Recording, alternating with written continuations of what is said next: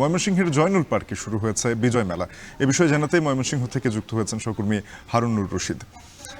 হারুন, জানাবেন যে বিজয় মেলায় কি কি আয়োজন থাকছে, দর্শক সমাগম কেমন হচ্ছে? শাফিন, বিজয় দিবস উপলক্ষে ময়মনসিংহ নগরীর জয়নুল পার্কের বৈশাখী মঞ্চে দিনব্যাপী বিজয় মেলা চলছে।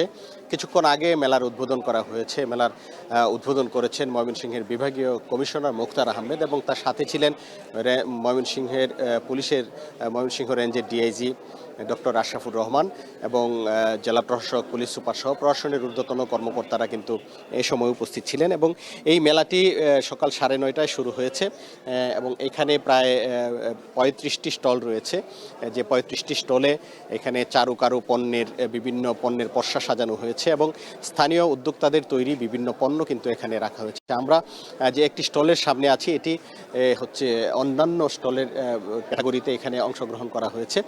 এখানে আমরা দেখতে পাচ্ছি যে পাটের তৈরি বিভিন্ন ধরনের পণ্য কিন্তু এখানে সুন্দর করে সাজিয়ে রাখা হয়েছে। বিভিন্ন ধরনের শোপিস রয়েছে এবং এখানে নান্দনিক অনেক সুন্দর সুন্দর শোপিস রয়েছে, যেগুলো মেলায় যারা আসবেন বা এই পণ্যগুলো, পাট পণ্য যারা পছন্দ করেন তারা কিন্তু এক বাক্যে এগুলো পছন্দ করবেন। এরকম নানা ধরনের বাহারি ফুলদানি, বাস্কেট, টিস্যু বক্স সহ নানা ধরনের জিনিস কিন্তু পাট দিয়ে তৈরি করা হয়েছে এবং এই মেলার একটি অন্যতম আকর্ষণও এই পাট পণ্যের যে সামগ্রীগুলো রয়েছে। সেখানে আমরা দেখতে পাচ্ছি যে এখানে যে মেলাটি চলছে, এই মেলায় কিন্তু উদ্বোধনের পর যারা অতিথি রয়েছেন তারা কিন্তু পরিদর্শন করছেন।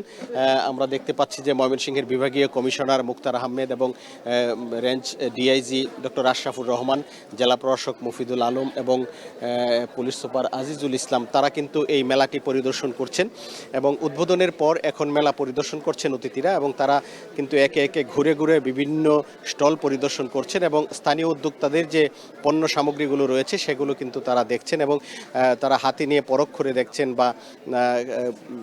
এবং এখানে যারা অতিথি আছেন তারা যেমন পরিদর্শন করছেন, পাশাপাশি কিন্তু প্রচুর দর্শনার্থীও এখন এই মুহূর্তে মেলাতে রয়েছে, যারা বিভিন্ন স্টলে গিয়ে তারা কিন্তু তাদের মেলার যে বিভিন্ন পণ্য রয়েছে সেগুলো দেখছেন। এখানে আমরা যদি বলি, এখানে যেমন পাট পণ্যের স্টল রয়েছে, এখানে হাতে তৈরি বিভিন্ন কাপড়ের স্টল রয়েছে এবং রেডিমেড কাপড়ের স্টল রয়েছে, বিভিন্ন ধরনের পিঠার স্টল আমরা দেখেছি। এছাড়া হোমমেড বিভিন্ন খাবার কিন্তু এখানে সাজিয়ে রাখা হয়েছে, যেগুলো এই মেলার আকর্ষণের কেন্দ্রে রয়েছে। আমরা কয়েকজন উদ্যোক্তার সাথে কথা বলেছিলাম যারা এখানে নিয়ে এসেছিলেন তাদের বিভিন্ন ধরনের পণ্য। তারাও যেটি বলছেন যে এই একদিনের মেলা, তারপরেও কিন্তু তারা বেশ সাড়া পাচ্ছেন এবং তারা আশা করছেন যে বেলা যত বাড়বে, বিশেষ করে দুপুর বা দুপুরের পর বিকেলে এই মেলাটি আরও বেশ জমজমাট হয়ে উঠবে এবং বেচা কেনাও কিন্তু আরও বাড়বে বলে তারা আশা করেছেন। তো জেলা প্রশাসন এই বিজয় দিবস উপলক্ষে এই মেলাটির আয়োজন করেছে এবং এই যে জায়গাটিতে এখানে মেলাটি হচ্ছে, এখানে কিন্তু নানা সময়েই উদ্যোক্তাদের মেলা হয়ে থাকে। 2 দিন 3 দিন ব্যাপী এখানে মেলা হয়ে থাকে এবং মেলা প্রাঙ্গণে কিন্তু এই জয়নুল পার্কের বৈশাখী মঞ্চের যে মেলা, এই মেলাকে ঘিরে কিন্তু শহরবাসীর মধ্যেও একটি অন্যতম একটি আগ্রহ থাকে। এখানে যখনই মেলা হয় তখনই কিন্তু আমরা দেখি যে শহরের বিভিন্ন এলাকা থেকে মানুষজন এসে এখানে যারা স্থানীয় উদ্যোক্তা রয়েছেন বা নারী উদ্যোক্তা রয়েছেন তাদের পণ্য সামগ্রীগুলো কিন্তু তারা কেনেন, দেখেন এবং এখানে বেচা কেনাও বেশ ভালো হয়ে থাকে বলে তারা আমাদেরকে জানিয়েছেন। তো এখানে যারা স্টল দিয়েছেন সবাই কিন্তু স্থানীয় উদ্যোক্তা। এখানে নারী উদ্যোক্তা রয়েছেন এবং নারী উদ্যোক্তা ছাড়াও কিন্তু অন্যান্য উদ্যোক্তা রয়েছেন যারা স্থানীয়ভাবে এই ক্ষুদ্র উদ্যোগ নিয়ে কাজ করেন এবং এখানে তারা হ্যান্ডিক্রাফটস যেমন রয়েছে, পাট পণ্য রয়েছে, হোমমেড খাবার রয়েছে এবং বিভিন্ন ধরনের পণ্যের পসরা সাজিয়ে কিন্তু বসেছেন এই মেলা প্রাঙ্গণে যারা উদ্যোক্তা আছেন এবং উদ্যোক্তারা আশা করছেন যে কিছুক্ষণ আগে এই মেলাটির উদ্বোধন করা হয়েছে এবং অতিথিরা পরিদর্শন করছেন এবং তারা আশা করছেন যে বেলা যতই বাড়বে মেলাতে দর্শনার্থীদের, ক্রেতাদের ভিড় বাড়বে এবং তাদের যে আশা নিয়ে তারা মেলায় এসেছেন তারা কাঙ্ক্ষিত তাদের যে বেচাকেনা সেটি করতে পারবেন। তো এই ছিল আমার কাছে ময়মনসিংহ থেকে বিজয় মেলার সর্বশেষ। আজ কিন্তু বিজয় দিবসের প্রথম প্রহরে নোয়াখালীর যে কেন্দ্রীয় স্মৃতিস্তম্ভটি রয়েছে সেখানে নোয়াখালী জেলা প্রশাসক এবং নোয়াখালী পুলিশ সুপারের পক্ষ থেকে প্রথমে আসলে পুষ্পার্ঘ্য অর্পণ করা হয় শহীদ বেদিতে। এর পরপরে কিন্তু সেটি সর্বসাধারণের জন্য উন্মুক্ত করে দেওয়া হয় এবং এর পরপরে কিন্তু সেখানে নোয়াখালী জেলার বিভিন্ন সামাজিক স্বেচ্ছাসেবী সংগঠন এবং রাজনৈতিক দলের নেতৃবৃন্দ জাতির শ্রেষ্ঠ সন্তানদের স্মরণে শহীদ বেদিতে পুষ্পার্ঘ্য অর্পণ করে। এছাড়া দিবসটি উপলক্ষে নোয়াখালী জেলা প্রশাসনের পক্ষ থেকে কিন্তু দিনভর দিনভর নানান আয়োজন রেখেছে। আমি এই মুহূর্তে আছি নোয়াখালী জেলা শিল্পকলা একাডেমিতে।